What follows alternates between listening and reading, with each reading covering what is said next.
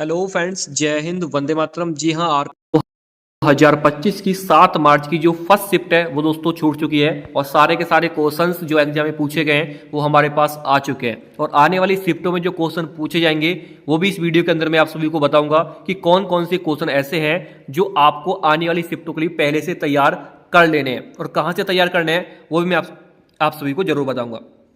तो वीडियो में आप सभी से छोटी सी रिक्वेस्ट है कि चैनल पर नए हैं तो चैनल को सब्सक्राइब कर लेना, वीडियो को लाइक नहीं किया है तो लाइक कर देना, पेपर अच्छा जाएगा भाई, लाइक कर लेना एक बार। चलिए स्टार्ट करते हैं वीडियो को।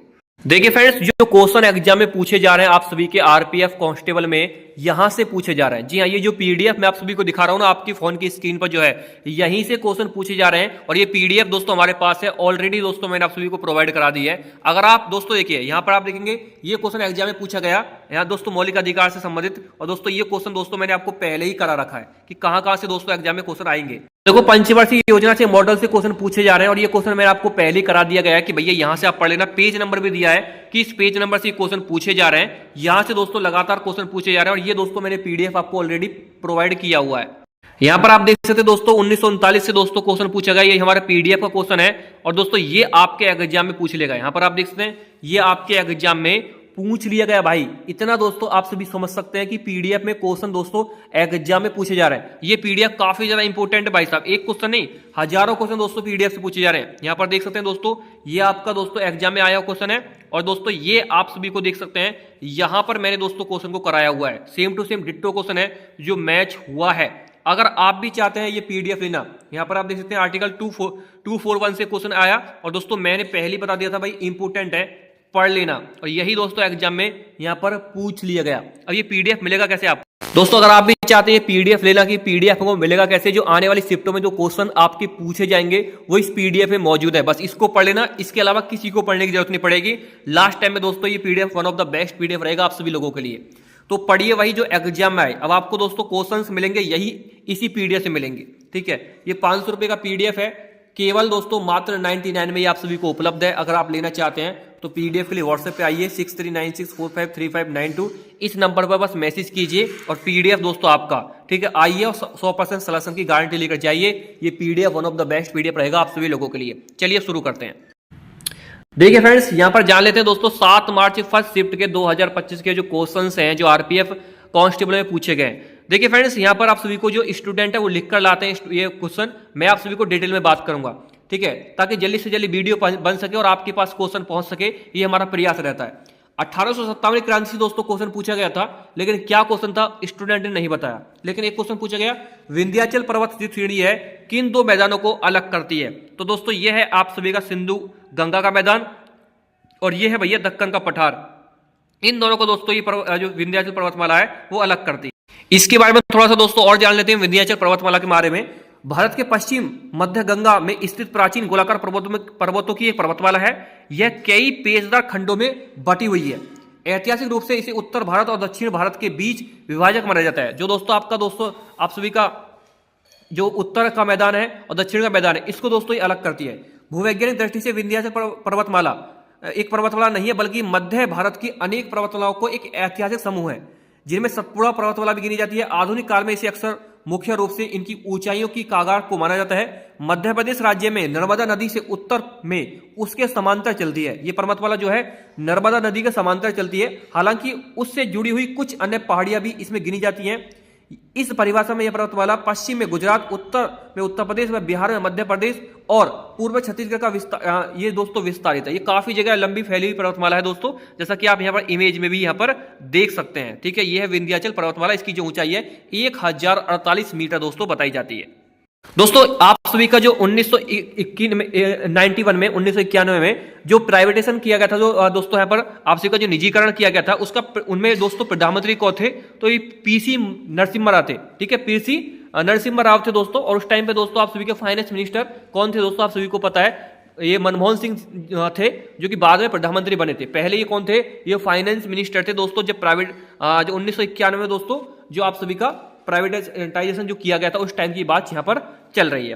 अब दोस्तों एक अरावली पर्वत श्रेणी से पूछ लगे, अरावली पर्वत श्रेणी की सबसे ऊंची चोटी क्या है, ये क्वेश्चन एग्जाम में पूछा गया। तो इसकी सबसे ऊंची चोटी क्या है, गुरु शिखर। दोस्तों अरावली पर्वतमाला के बारे में कुछ इंपोर्टेंट फैक्ट जान लेते हैं। अरावली पर्वतमाला की सबसे ऊंची चोटी गुरु शिखर है। यह राजस्थान के सिरोही जिले में माउंट आबू में है। इसकी ऊंचाई जो 1722 मीटर है, जो फुट में 5650 फुट है। यह राजस्थान की सबसे ऊंची चोटी भी है। ठीक है, अरावली पर्वतमाला की कुछ और चोटियां भी, जैसे सीर पीक, देलवाड़ा, रजगा, ये कुछ दोस्तों आप अरावली पर्वतमाला की श्रेणी है। इसकी खास बात यह है कि अरावली पर्वतमाला दुनिया की सबसे पुरानी पर्वतमालाओं में से एक है। यह उत्तर पश्चिम में प्रादीप पठार की सीमा बनाती है। ठीक है, तो ये फैक्ट आपको याद होने चाहिए। दोस्तों एक क्वेश्चन पूछा गया, पश्चिम बंगाल में गंगा सागर मेला कब मनाया जाता है? तो दोस्तों ये मकर संक्रांति में मनाया जाता है। दोस्तों आप सभी को होता है जनवरी महीने में। इसके बारे में कुछ खास बातें बताता हूं मैं आपको। दोस्तों गंगा सागर मेला के बारे में कुछ खास जानकारी बताता हूं। गंगा सागर मेला जो है ये मकर संक्रांति के अवसर पर लगता है। ये हिंदुओं का एक प्रमुख मेला है। यह मेला हुगली नदी के तट पर लगता है। यह वही जगह है जहां गंगा बंगाल के खाड़ी में जाकर मिल जाती है। जहां गंगा और सागर का मिलन होता है उस स्थान को गंगा सागर कहा जाता है। गंगा सागर के महातीर्थ का दर्जा प्राप्त है। यानी गंगा सागर क्या है? जब गंगा सागर से मिलती है, यानी बंगाल की खाड़ी से मिलती है, उसी स्थान को दोस्तों क्या कहा जाता है? गंगा सागर कहा जा सकता है। और ये दोस्तों ये मेला हुगली नदी के तट पर लगता है, जहां से हुगली नदी निकलती है, आप सभी को पता है। तो हिंदुओं का एक प्रमुख त्योहार है जो कहां लगता है दोस्तों? पश्चिम बंगाल में लगता है। और दोस्तों ये मकर संक्रांति के दिन दोस्तों यहां पर लगता है। दोस्तों एक क्वेश्चन आपका पूछा गया जीएसटी एक्ट से। जीएसटी एक्ट कौन सा है दोस्तों? तो 122वां दोस्तों एक्ट है। और संविधान संशोधन कौन सा था दोस्तों? 101वां दोस्तों संविधान संशोधन था। तो जीएसटी के बारे में कुछ इंपोर्टेंट जानकारी दे देता हूं मैं। जीएसटी वस्तु एवं सेवा कर है। वस्तुओं और सेवाओं की बिक्री पर लगाए जाने वाले एक अप्रत्यक्ष कर है। इससे पूरे भारत में एक ही प्रकार का अप्रत्यक्ष कर लागू हो जाएगा तथा विभिन्न अप्रत्यक्ष कर जैसे केंद्रीय उत्पाद शुल्क, सेवा कर, वेंट, मनोरंजन, लॉटरी कर आदि जीएसटी में सम्मिलित हो जाएंगे। यानी एक ही कर है पूरे इंडिया में दोस्तों, एक ही कर को दोस्तों यहां पर सम्मिलित किया गया है। जीएसटी को 1 जुलाई 2017 के मध्य रात्रि को भारत के राष्ट्रपति द्वारा आरंभ किया गया था। जीएसटी की 5 अलग अलग दोस्तों स्लैबों में विभाजित किया गया है। जैसे 0% है, 5% है, 12% है, 18% है, 28% है। तो स्टूडेंट 0% को नहीं गिनता है। तो स्टूडेंट इसको याद रखना है आपको कि 0% भी इसमें एक दर है। कुछ वस्तु ऐसी हैं जो दोस्तों जीएसटी के दायरे में नहीं आती है, उनको भी जीएसटी में शामिल किया गया है, तो 0% में आ जाती है। जीएसटी एकीकृत कर है जो वस्तुओं और सेवा दोनों पर लगाएगा। यह संविधान के 122वां संविधान संशोधन था। ठीक है, मतलब एक्ट था। और 101वां संविधान संशोधन था। ठीक है, जीएसटी को 4 भागों में विभाजित किया गया दोस्तों आप सभी के, आईजीएसटी, सीजीएसटी, एसजीएसटी, यूटीजीएसटी। तो ये दोस्तों आप सभी को इनकी फुल फॉर्म भी पता होनी चाहिए। दोस्तों पंजाब में होला मोहल्ला कब मनाया जाता है? ये दोस्तों क्वेश्चन पूछा गया। तो आप सभी को पता है होली के दिन दोस्तों ये होला मोहल्ला बनाया जाता है। पंजाब में दोस्तों एक काफी फेमस त्योहार है होला मोहल्ला। जैसे हमारे यहाँ पे होली फेमस है, ऐसे ही दोस्तों पंजाब में होला मोहल्ला फेमस है। तो फ्रेंड्स होला मोहल्ला के बारे में जानते हैं। होला मोहल्ला पंजाब का एक 3 दिवसीय सिख त्योहार है। यह त्योहार आमतौर पर मार्च में मनाया जाता है। यह त्योहार हिंदू त्योहार होली के ठीक बाद मनाया जाता है। जो होली खत्म होती है उसके ठीक बाद मनाया जाता है। होला मोहल्ला सिख समुदाय का एक बहुत ही महत्वपूर्ण त्योहार है। इसे दुनिया भर के सिख समुदाय द्वारा दोस्तों यहाँ पर मनाया जाता है। इतना दोस्तों आप सभी को याद रखना है।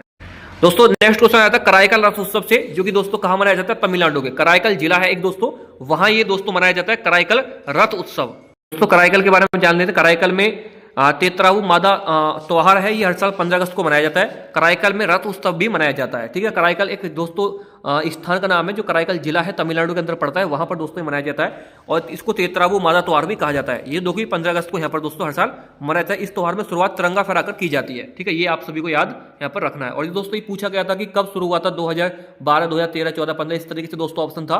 तो वहां पर दोस्तों आप सभी को पूछा गया था। दोस्तों एक क्वेश्चन पूछा गया था आर्टिकल 32 में 226 में डिफरेंट क्या है? दोस्तों शायद पिछला क्वेश्चन है, शायद इस बार पूछा या नहीं पूछा, मैं श्योर नहीं हूं, लेकिन आप कमेंट बॉक्स में बता सकते हैं कि ये क्वेश्चन पूछा था या नहीं पूछा था। ये मैं आप सभी को कल भी बता चुका हूं क्वेश्चन, शायद ये क्वेश्चन रिपीट हुआ है या नहीं हुआ है, ये बता देना। आर्टिकल 32 और 226 के बारे में पूछा था। इसमें दोस्तों ये है आर्टिकल 226 के बारे में आप सभी को यही बता देता हूं। आर्टिकल 226 कहता है कि अगर दोस्तों आप सभी को कोई दिक्कत होती है तो आप यहाँ पर जो है हाई कोर्ट में अपनी याचिका डाल सकते हैं। अगर आपकी याचिका खारिज हो जाती है तो आप उसके बाद सुप्रीम कोर्ट जा सकते हैं। लेकिन आर्टिकल 32 ये कहता है कि अगर दोस्तों आप यहां पर जो है हाई कोर्ट में नहीं जा सकते, मतलब आपको डायरेक्ट सुप्रीम कोर्ट जाने का इसमें अधिकार प्राप्त है। अगर आपके मौलिक अधिकारों का हनन होता है तो आप आर्टिकल 32 के तहत जो है डायरेक्ट सुप्रीम कोर्ट जा सकते हैं। आपको हाई कोर्ट जाने की भी आवश्यकता नहीं है, आप डायरेक्ट सुप्रीम कोर्ट में अपनी याचिका डाल सकते हैं अगर आपकी मौलिक अधिकारों का हनन होता है तो। लेकिन 226 कहता है कि आप दोस्तों ओनली हाई कोर्ट में जा सकते हैं। पहले जब आपकी हाई कोर्ट में नहीं सुनी जाएगी, याचिका खारिज हो जाएगी, तब आप यहां पर सुप्रीम कोर्ट में अपनी जो है उसका दरवाजा खटखटा सकते हैं सुप्रीम कोर्ट का। ये दोस्तों यहां पर क्वेश्चन इस तरीके से पूछा गया था। राष्ट्रीय महिला आयोग अध्यक्ष आयोग अध्यक्ष से क्वेश्चन पूछा था, जो कि विजया किशोरी है। इस टाइम विजया किशोरी जी दोस्तों राष्ट्रीय महिला आयोग की अध्यक्ष यहां पर बनी है। उनसे संबंधित कोई क्वेश्चन था जो कि स्टूडेंट ने क्लियर नहीं किया, क्या था? यही दोस्तों क्वेश्चन था। भारत का संविधान कब बना था? तो दोस्तों इससे क्वेश्चन पूछा था, 2 वर्ष 11 माह 18 दिन में दोस्तों बनकर तैयार हुआ था। लेकिन आप सभी को पता होना चाहिए दोस्तों, भारत का जो संविधान था अंगीकृत किया गया था 26 नवंबर 1949 को, और लागू किया गया था दोस्तों ये कहां पर, 26 जनवरी 1950 में, जिसको दोस्तों डॉक्टर भीमराव अंबेडकर ने संविधान सभा को सौंप दिया था। इसको बनने में दोस्तों टोटल जो आपको वर्ष लगे थे, 2 वर्ष 11 माह 18 दिन लगे थे, और 63 लाख समथिंग दोस्तों इसमें खर्चा आया था। ठीक है, जहां पर दोस्तों इसको टाइम लगा था। तो जनगणना से दोस्तों एक क्वेश्चन आया था एग्जाम में, यूपीआई को सबसे पहले किस बैंक ने यूज किया था? तो इस तरीके से कोई क्वेश्चन पूछा गया था आई थिंक। ठीक है, जैसे आरबीआई या एसबीआई, उस तरीके के ऑप्शन इसमें दिए गए थे। कौन सा संवैधानिक निकाय नहीं है? ठीक है, तो भाई ये ऑप्शन पे डिपेंड करते हैं कि कौन सा क्वेश्चन एग्जाम में पूछा गया।